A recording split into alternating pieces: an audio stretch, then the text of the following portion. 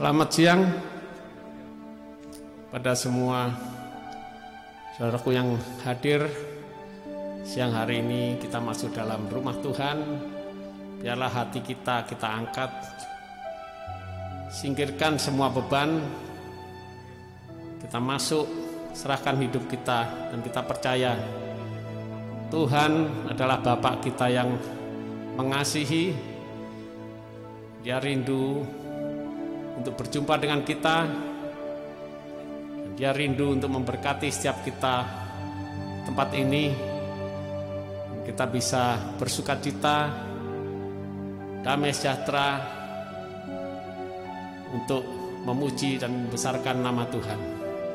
Bapa, Engkau memang sungguh baik, karena kasih-Mu selalu melimpah dalam hidup kita dari hari ke hari sampai saat ini. Kita nyanyikan pujian ini dengan sepenuh hati. Katakan dengan iman, Bapa, Engkau sungguh baik, kasih-Mu melimpah dalam hidupku.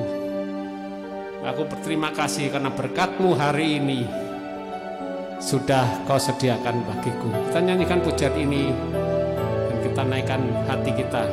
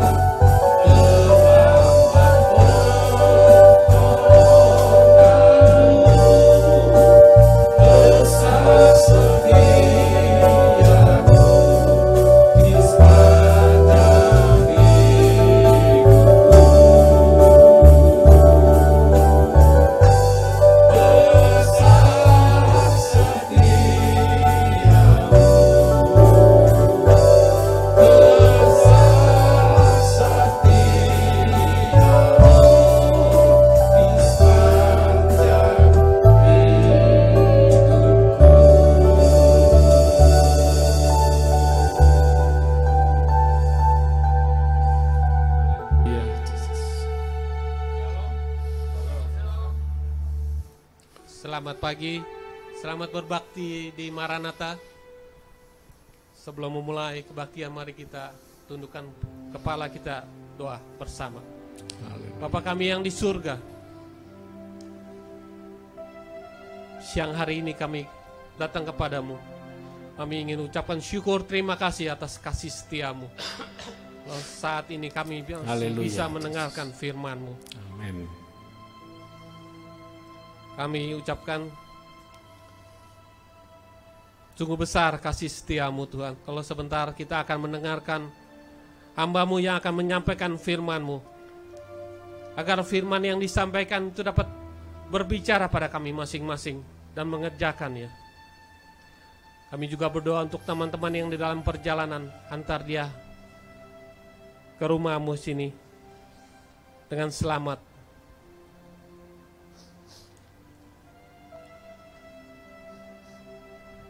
Dengar doa seru kami ya Bapak. Dalam nama Tuhan Yesus Kristus kami naikkan doa ini. Ucapan syukur dan terima kasih Tuhan. Amin. Amin. Kita penuh sukacita pagi hari ini.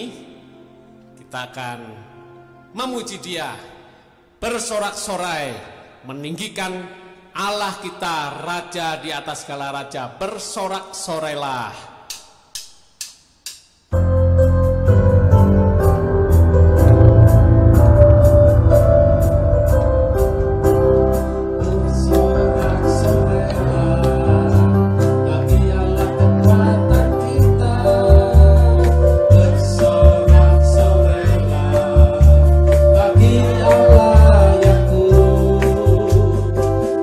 Angkatlah lakumu, bunyikan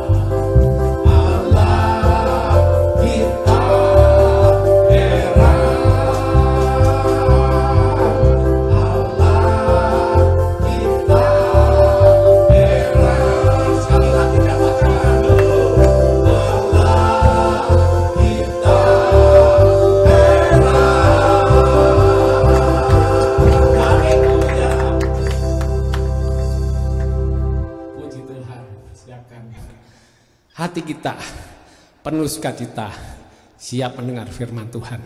Dan nyanyikan satu pujian, El Shaddai, Allah kita itu luar biasa.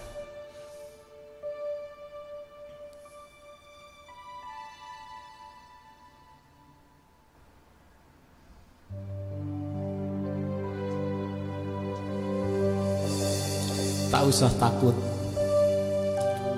karena Allah kita sanggup menjaga hidup kita.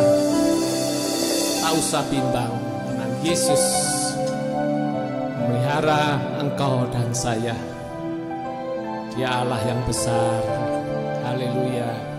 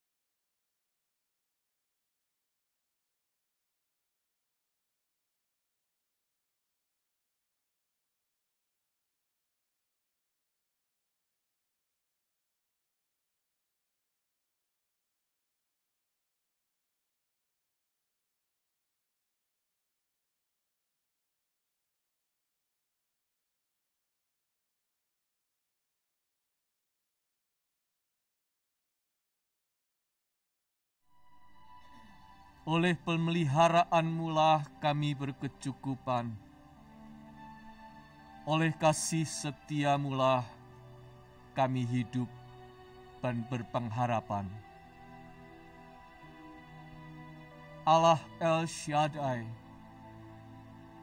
betapa mulianya namamu, betapa luhur dan besarnya kejayaanmu. Terpujilah namamu di dalam hidup kami sekarang dan selamanya. Allah El Shaddai, berfirmanlah kepada kami, sebab firman-Mu itulah pelita bagi kaki kami dan terang bagi jalan kami. Di dalam nama Tuhan Yesus Kristus, kami berdoa. Amin. Saudara sekalian, pembacaan Alkitab firman Tuhan pada kesempatan ibadah ini akan diambil dari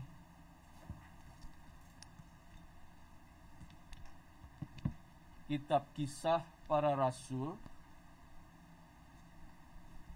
Kisah Para Rasul pasal 4 ayat 23 hingga 31. Kisah Para Rasul 4 ayat 23 hingga 31.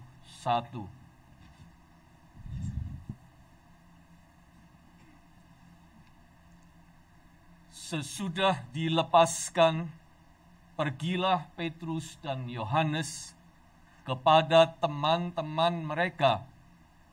Lalu mereka menceritakan segala sesuatu yang dikatakan imam-imam kepala dan tua-tua kepada mereka. Ketika teman-teman mereka mendengar hal itu, berserulah mereka bersama-sama kepada Allah, katanya, "Ya Tuhan, Engkaulah yang menjadikan langit dan bumi, laut dan segala isinya. Dan oleh Roh Kudus dengan perantaraan hamba-Mu Daud, Bapa kami, Engkau telah berfirman, mengapa rusuh bangsa-bangsa, mengapa suku-suku bangsa mereka-reka perkara yang sia-sia? Raja-raja dunia bersiap-siap, dan para pembesar berkumpul untuk melawan Tuhan dan yang diurapinya.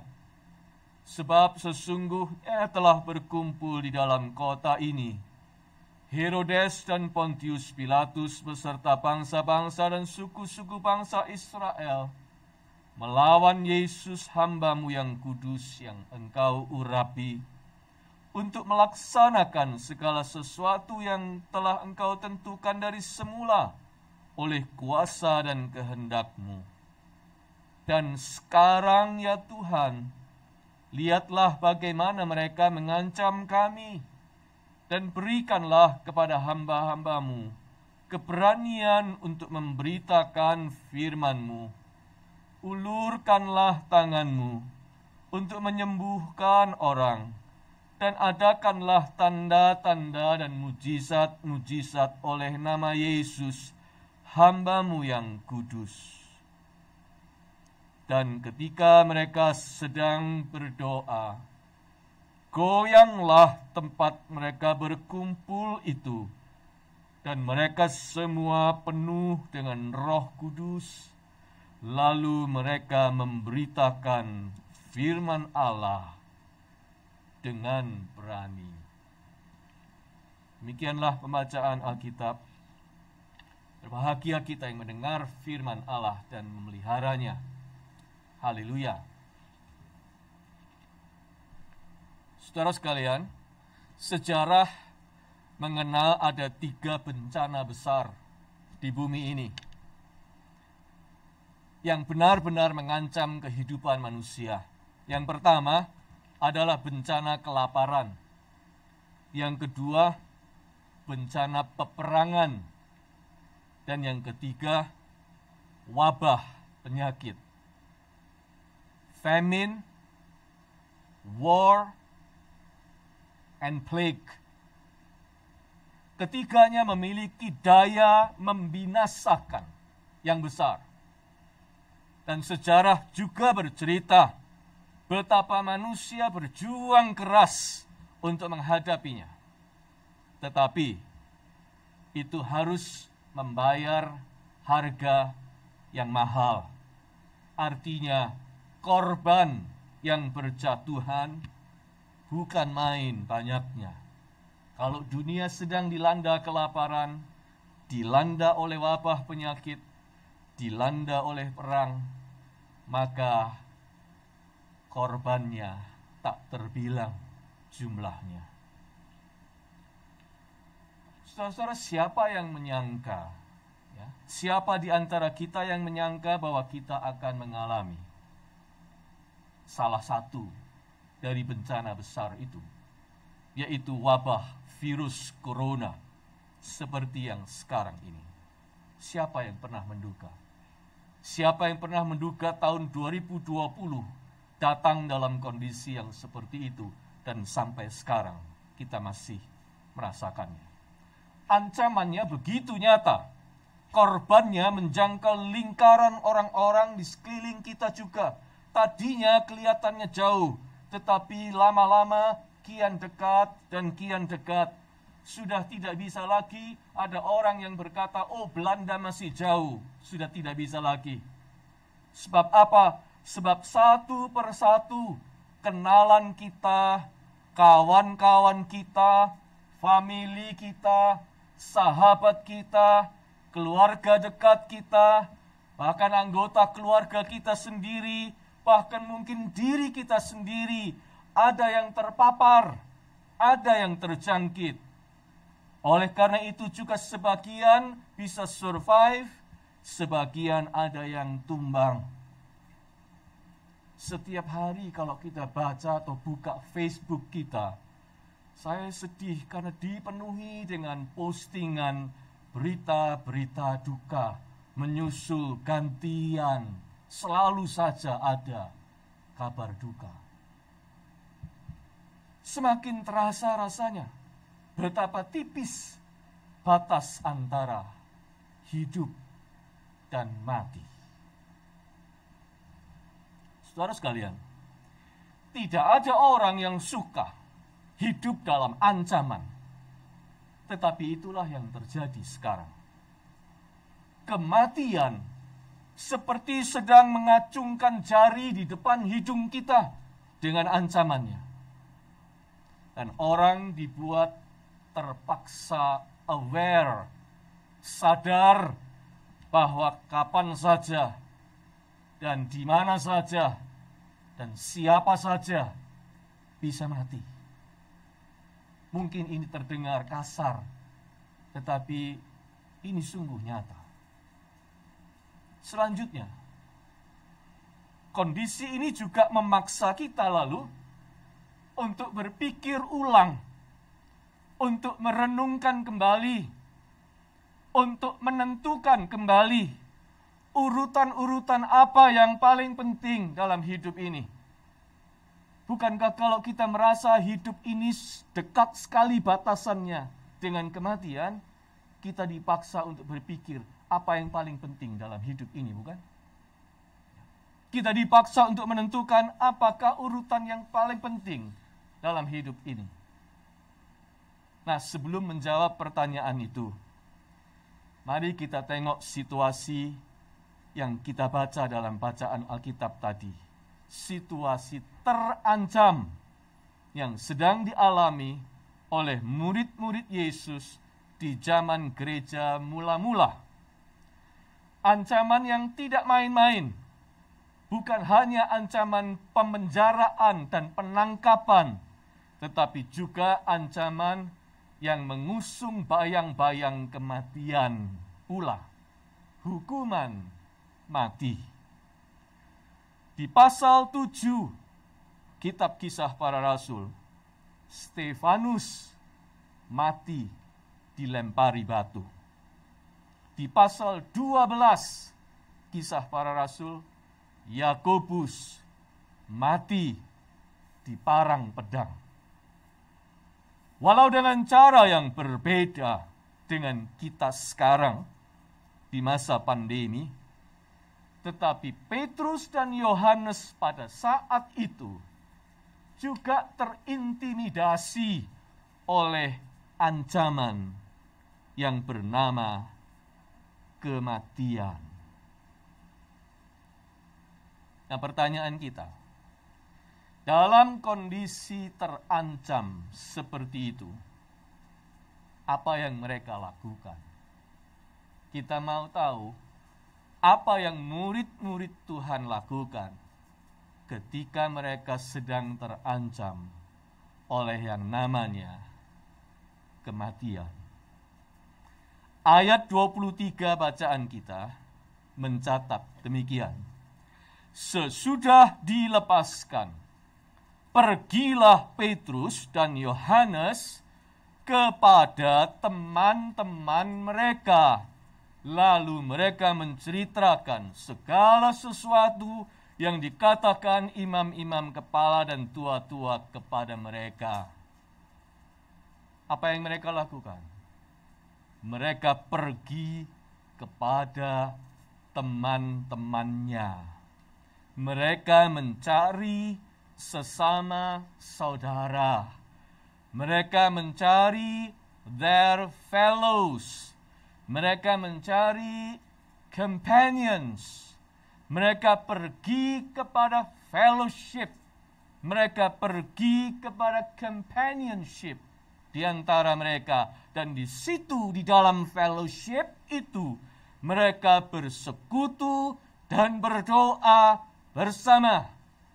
Isi ayat 24 sampai ayat 30 itu adalah isi doa mereka bersama.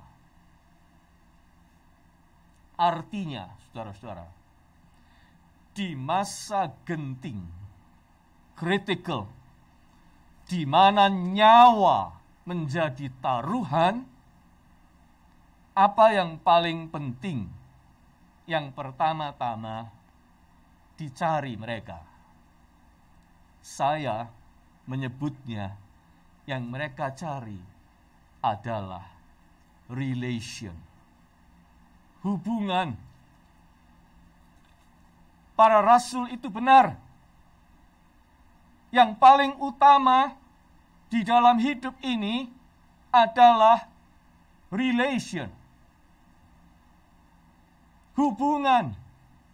Hubungan yang kita jalin dengan pihak lain.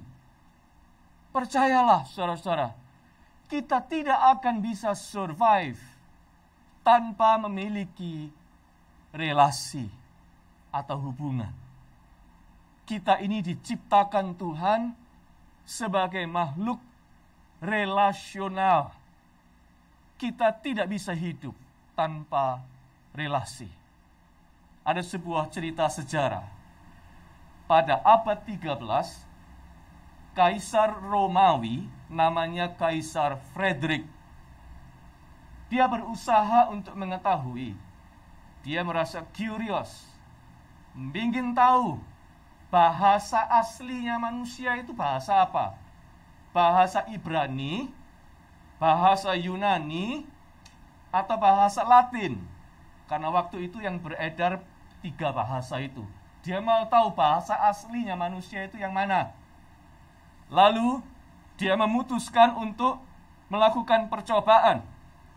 Beberapa orang bayi begitu lahir oleh dia diperintahkan untuk diasingkan, dipisahkan, tidak boleh mendengar suara sama sekali. Oleh sebab itu, bidan-bidan yang diperintahkan menjaga mereka, memberi minum bayi-bayi itu, disumpah di bawah sumpah. Kalau tidak, hukuman mati. Disumpah untuk melakukan semua itu, menjaga, memberi minum bayi-bayi itu tanpa suara sama sekali. Jadi sejak lahir, bayangkan, bayi-bayi itu tidak mengenal satu kata pun, bahkan tidak mendengar satu suara manusia pun. Pikir Kaisar Romawi itu nanti lama-lama mereka akan bicara dengan bahasa asli manusia. Hasilnya apa? Dalam beberapa bulan, bayi-bayi itu mati.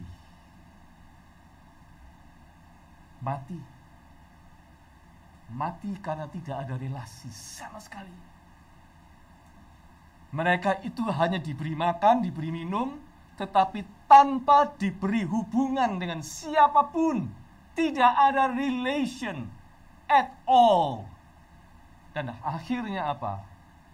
Mereka tidak bisa survive. Mereka mati. Bagi kita sekarang itu percobaan yang kejam sekali, bukan? Karena sebenarnya kalau orang diasingkan seperti itu, tanpa relasi sama sekali, itu sama saja dengan pembunuhan. Saudara-saudara, relasi itu faktor yang fundamental dalam hidup kita. Di status Facebook, pemuda-pemudi seringkali mencantumkan kalau masih pacaran ya, in relation, statusnya begitu. Kita ngerti maksudnya, tetapi sebenarnya itu adalah status kita semua di dalam hidup ini. Kita ini statusnya sebagai manusia adalah in relation. Karena kalau kita tidak in relation, kita ini tidak hidup. Tentu saja, relation yang pertama, yang paling penting adalah relasi kita dengan Tuhan. Kedua rasul itu bersama teman-temannya di dalam fellowship ketika mereka pergi ke sana, yang mereka lakukan apa? Mereka berdoa kehadirat Allah. Mereka mencari persekutuan dengan Tuhan. Mereka membangun relasi mereka dengan El Shaddai itu. Saudara-saudara, benteng yang paling kokoh di tengah ancaman maut terletak pada relasi kita dengan Tuhan. Itu yang paling penting. Bahkan dalam iman Kristen, relasi kita dengan Tuhan di dalam Yesus Kristus melampaui batas kematian.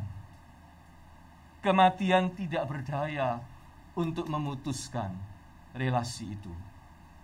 Seperti yang dikatakan oleh Rasul Paulus.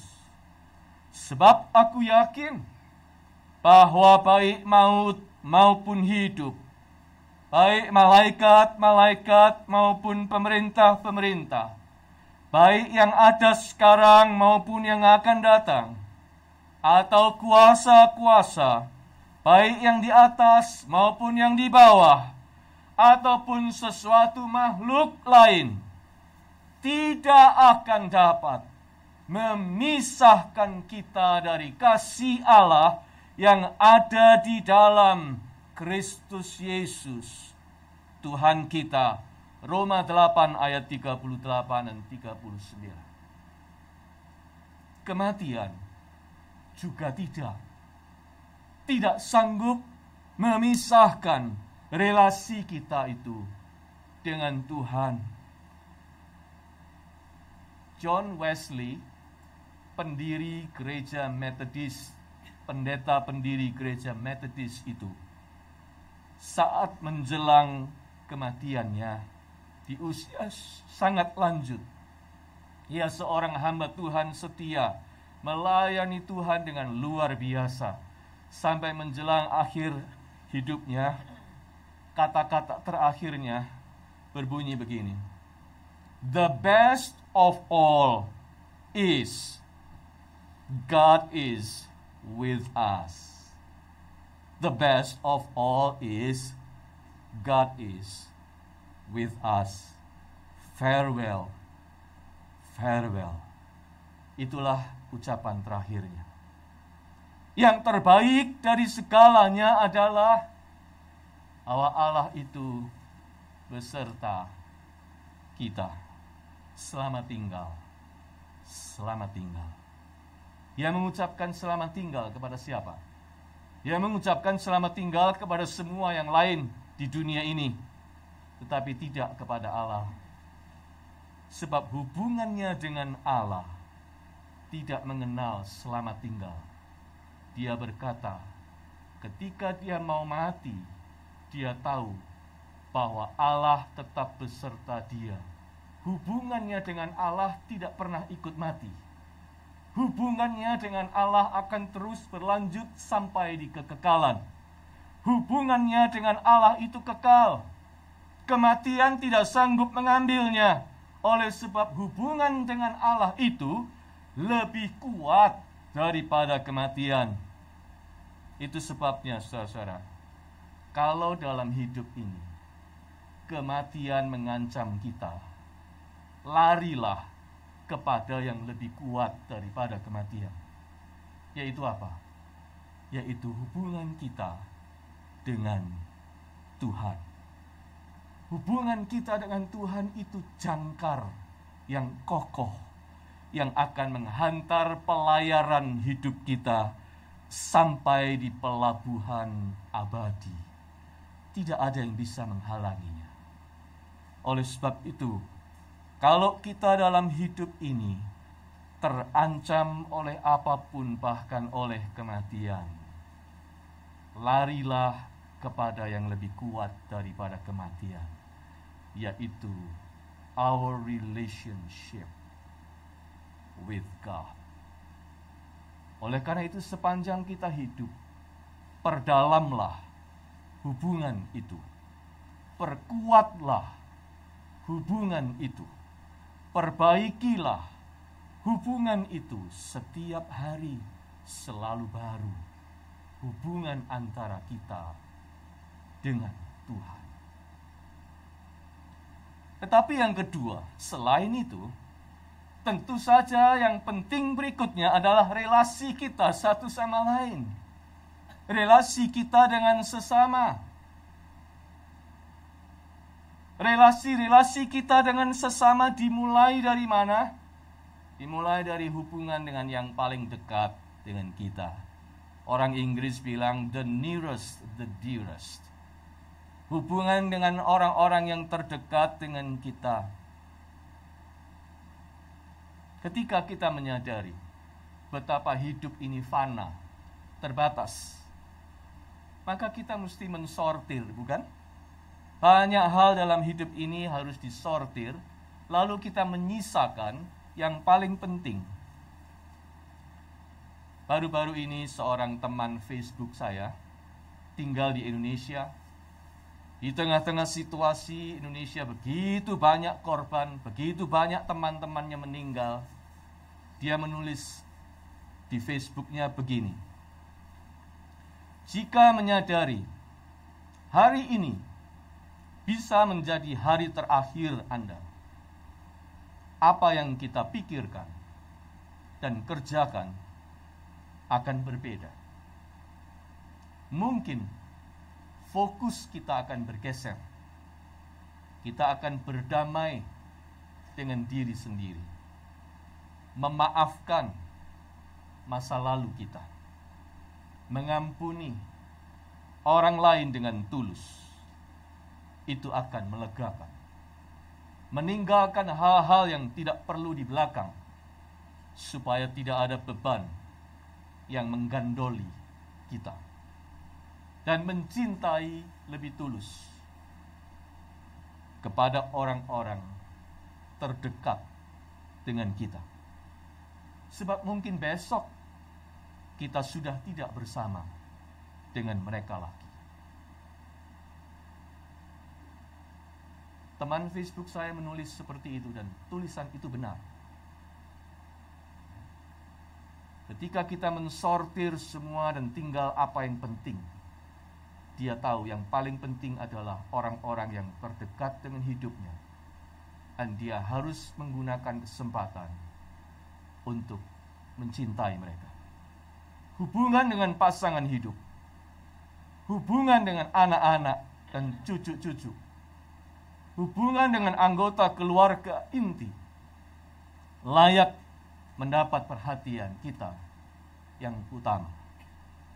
Pandemi ini di satu sisi memang menyeramkan, tetapi di sisi lain mengingatkan kita.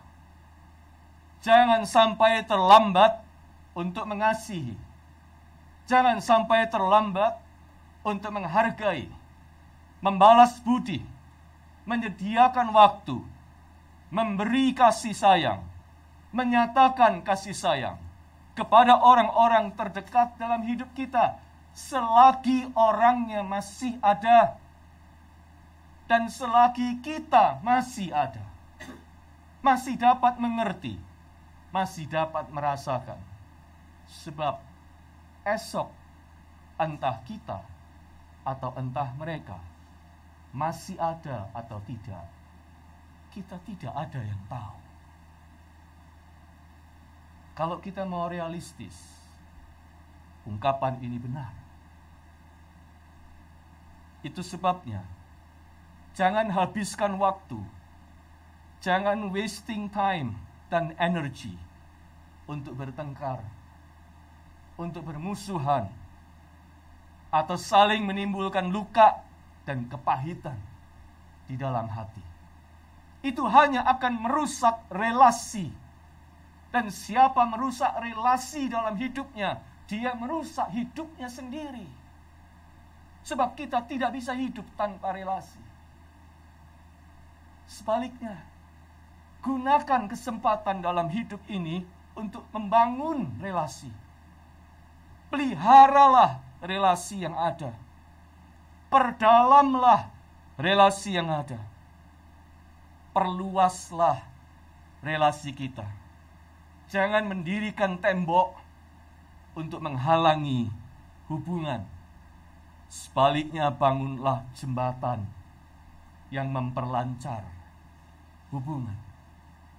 Milikilah banyak kawan. Jangan diremehkan. Suatu saat nanti, relasi-relasi kita itu akan menunjukkan kekuatannya. Bahkan, bisa menyelamatkan kita di saat yang genting. Saudara sekalian, selain ada banyak yang meninggal, tentu saja ada banyak orang yang survive. Orang-orang yang menjalani isolasi mandiri di masa COVID ini, yang berhasil lewat masa-masa kritis dan selamat juga banyak. Dan mereka semua bersaksi yang sama, yaitu betapa pada saat mereka terisolasi secara mandiri, mereka sangat membutuhkan orang lain. Selain Tuhan yang menyelamatkan mereka, mereka juga diselamatkan oleh orang-orang yang mengulurkan tangan. Mungkin sekedar mendoakan lewat WA, atau ada yang mengantarkan makanan, ada yang membelanjakan mereka, ada yang membawa vitamin untuk mereka. Karena mereka tidak bisa keluar dari kamarnya, kan? Bahkan kalau tidak punya kamar pun ada orang yang menyediakan tempat untuk mereka mengalami isolasi mandiri. Ada begitu banyak tangan terulur. Sekarang bayangkan, andai kata semua orang yang menolong itu tadinya dimusuhi oleh dia waktu dia sehat, apa yang terjadi? Mungkin lain ceritanya, bukan? Oleh sebab itu, kalau Anda sehat, bangunlah relasi sebanyak mungkin, sebaik mungkin dengan siapa saja. Karena pada waktunya Anda membutuhkan, mereka akan ada untuk Anda. Bahkan dalam pekerjaan, dalam bisnis, hidup sehari-hari pun, kita patut membangun relasi yang baik. Jangan cuma mengukur relasi dengan uang atau keuntungan finansial. Sedapat mungkin, bangunlah friendship, persahabatan, hubungan baik. Ada atau tidak ada keuntungan bisnis, kita tetap membangun hubungan baik. Relasi itu penting. Ada kalanya tidak memberi keuntungan jangka pendek, tetapi dia memberi keuntungan jangka panjang. Jangan hanya melihat masa pandemi ini sebagai ancaman dan halangan untuk kita melakukan ini dan itu, bekerja dan mendapatkan keuntungan, semuanya menjadi terbatas. Jangan cuma melihat seperti itu, tetapi gunakanlah kesempatan yang ada dalam masa pandemi ini untuk memperdalam setiap relasi. Pertama-tama, relasi kita dengan Tuhan. Perkuatlah itu. Memperkuat juga hubungan dengan keluarga, dengan orang-orang paling dekat. Membina relasi dengan sesama saudara seiman di dalam tubuh gereja. Itu sangat penting. Juga menjalin persahabatan dengan kawan-kawan lama kita. Dan juga membangun hubungan-hubungan baru dengan teman-teman baru. Sambil belajar pengetahuan baru, keterampilan baru.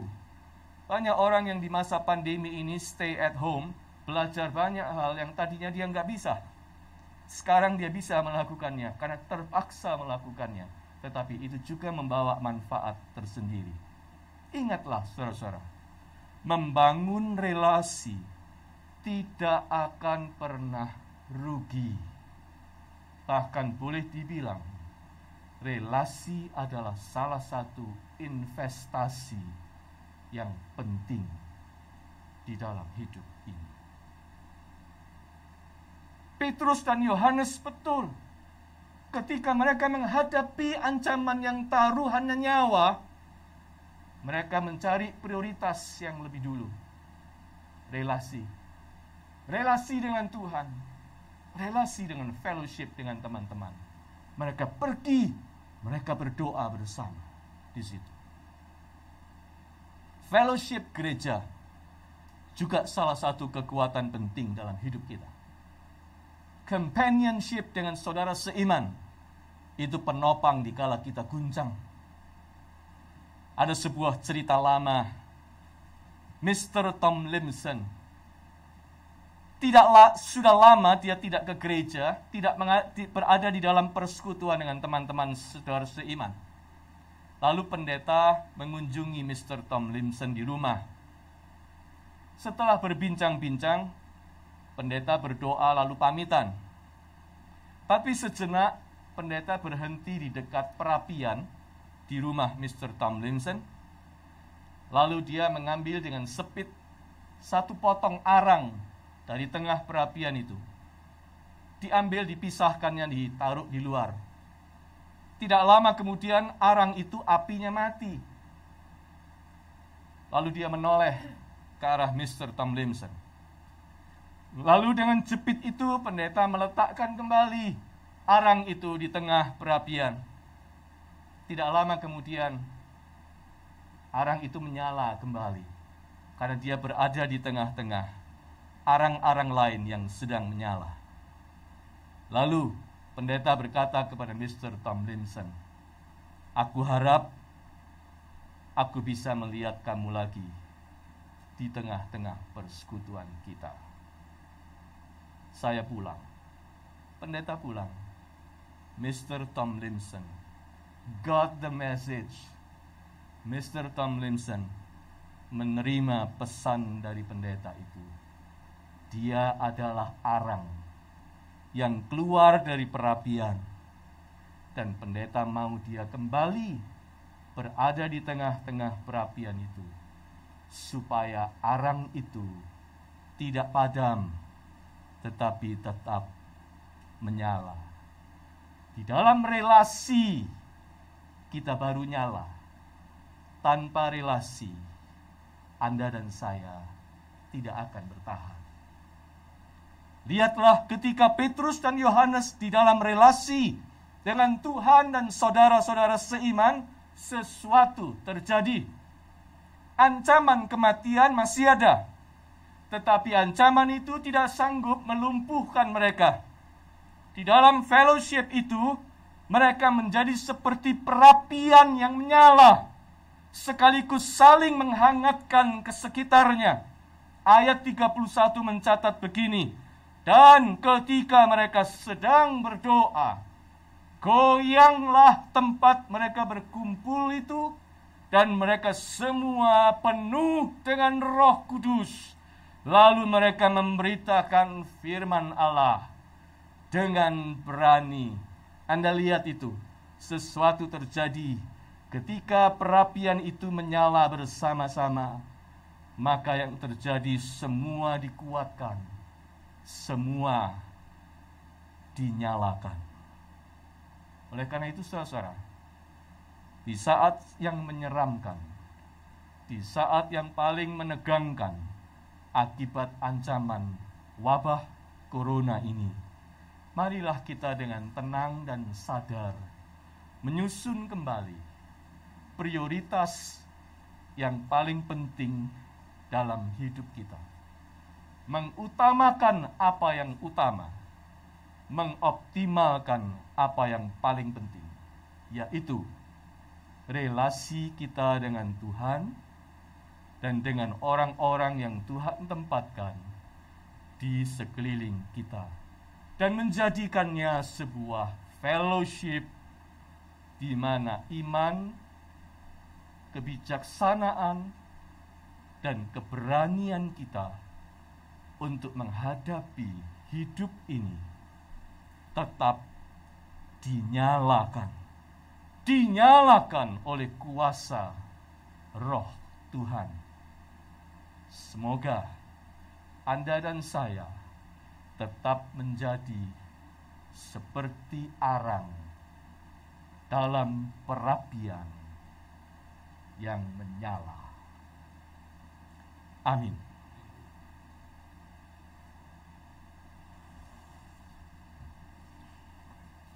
Saya undang saudara sekalian untuk bangkit berdiri. Mari kita berdoa, saudara-saudara.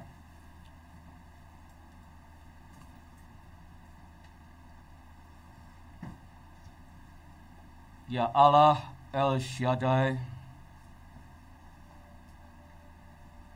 pencipta langit dan bumi,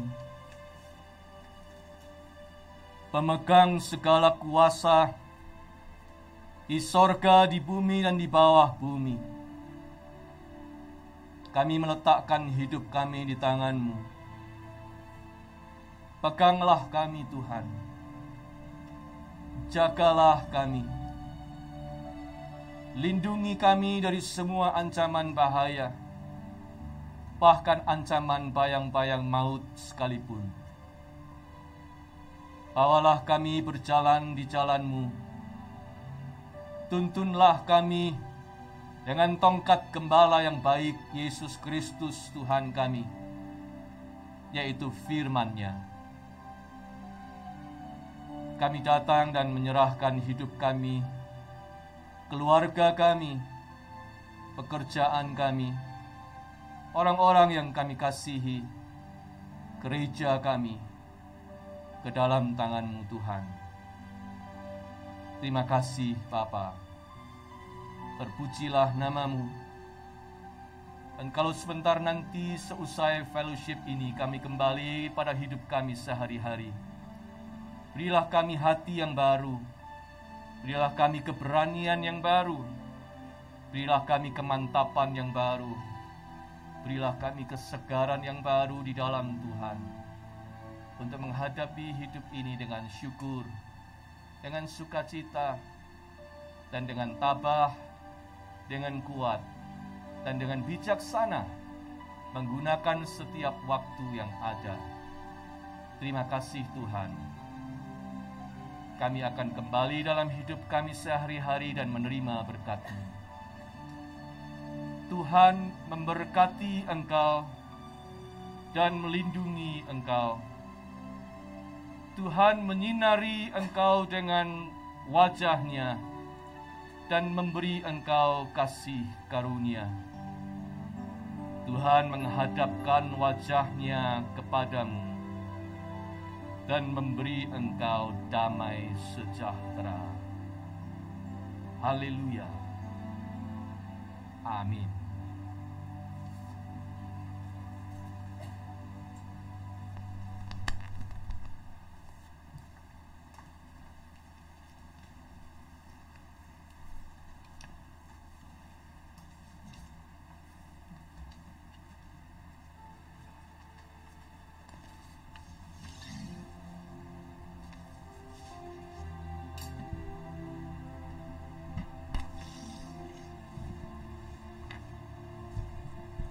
Terima kasih kepada Bapak Pipi, Pendeta Pipi yang telah menyampaikan firman Tuhan pada siang hari ini.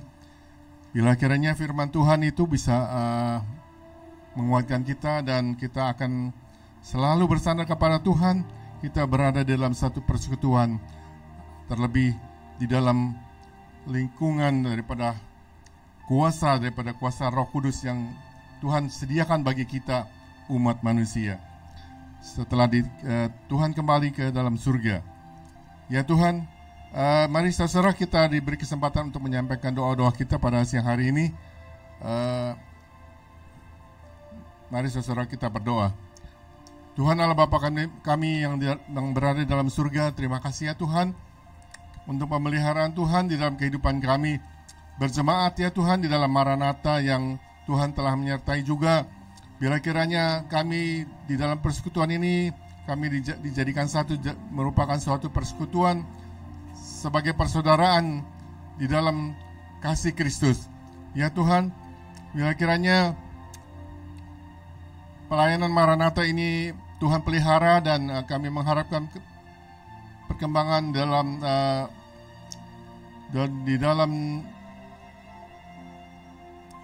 kemajuan ya Tuhan daripada Maranatha ini kami serahkan pada Tuhan, dan kiranya kami juga menyerahkan pengurus, terutama pengurus yang baru akan dilantik ya Tuhan, yang akan dicari ya Tuhan. Kiranya Tuhan mau memilih siapa yang layak ya Tuhan, yang Tuhan pilih nanti untuk menjadi pengurus daripada Maranatha ini ya Tuhan. Oh Tuhan, terima kasih ya Tuhan. Tuhan mau juga kami berdoa untuk jemaat-jemaat di Maranatha, biarlah kiranya Tuhan di mana saja kami berada ya Tuhan, Tuhan pelihara. Ya Tuhan, kami semua ya Tuhan, Tuhan pelihara. Baik yang kami yang sakit ya Tuhan, yang di dalam sehat ya Tuhan, kami juga selalu ingat pada Tuhan. Dan Tuhan kiranya tidak meninggalkan kami ya Tuhan. Persatukan kami di dalam persekutuan, di dalam persaudaraan, persekutuan kami ya Tuhan dengan Roh Kudus ya Tuhan, yang sungguh menguatkan kami untuk melawan, menghadapi rintangan yang akan kami hadapi di dalam kehidupan kami, baik suka dan duka maupun di dalam sakit penyakit ya Tuhan. Biarlah kiranya saudara kami yang sakit ini juga bisa bersandar kepada Tuhan, dan Tuhan mau melindungi kami, memelihara kami, terutama memelihara iman kami ya Tuhan. Dan kami yang tidak akan menyerah, mau bersama dengan kuasa Roh Kudus ya Tuhan, menguatkan kami selama kami hidup di dunia ini. Terima kasih ya Tuhan, kami menyerahkan juga gereja induk ya Tuhan, biar kiranya Tuhan pelihara, karena Tuhan mereka telah memberkati kami ya Tuhan dalam memberikan tempat pelayanan, biar kiranya Tuhan memberkati dan membalas semua ini ya Tuhan. Terima kasih ya Tuhan, kami menyerahkan doa-doa kami hanya di dalam nama Tuhan kami Yesus Kristus. Amin.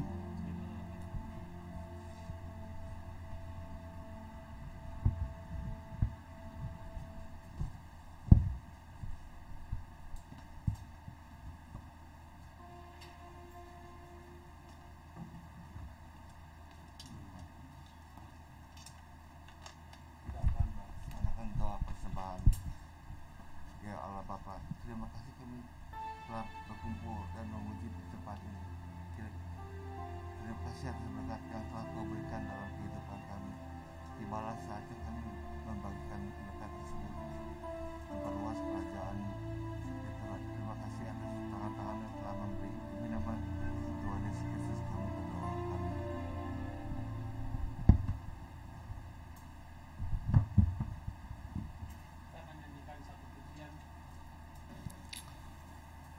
di bawah kepak sayapmu. Kita nyanyikan satu pujian.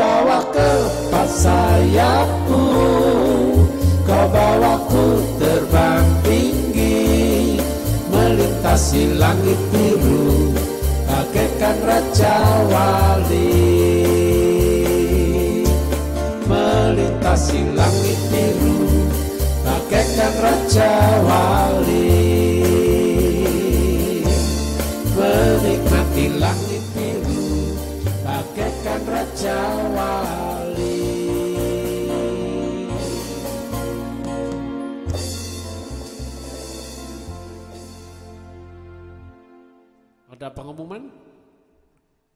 Tidak ada. Kita akhiri kebaktian. Kita akan nyanyikan Maranatha.